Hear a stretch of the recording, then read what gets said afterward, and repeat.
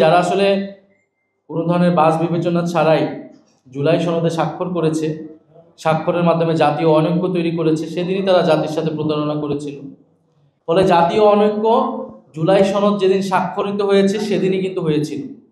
আজকে জুলাই সনদ নিয়ে অনেকে অনেক কথা বলতেছে, জাতির সাথে প্রতারণা হয়েছে, তাদের সাথে প্রতারণা হয়েছে, কিন্তু জুলাই সনদ স্বাক্ষর যখন তারা করে ফেললেন কোনো ধরনের বিবেচনা ছাড়াই, তখন কিন্তু তাদের ভিতরে এই বোধোদয়টা হয়নি।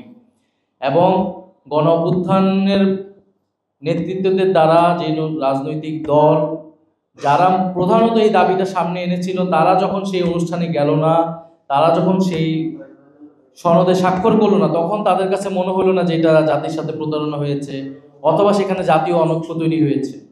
ফলে জাতীয় অনৈক্য জুলাই সনদ যেদিন স্বাক্ষরিত হয়েছে সেদিনই কিন্তু হয়েছিল।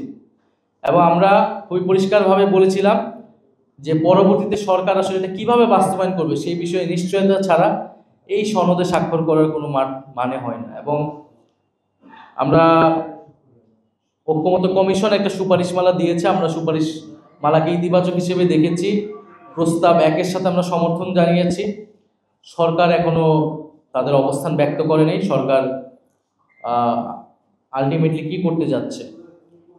ফলে সেই জায়গাতে আমি মনে করি যারা আসলে কোনো ধরনের বাছ বিবেচনা ছাড়াই জুলাই সনদে স্বাক্ষর করেছে, স্বাক্ষরের মাধ্যমে জাতীয় অনৈক্য তৈরি করেছে, সেদিনই তারা জাতির সাথে প্রতারণা করেছিল। ফলে এখনো সুযোগ আছে।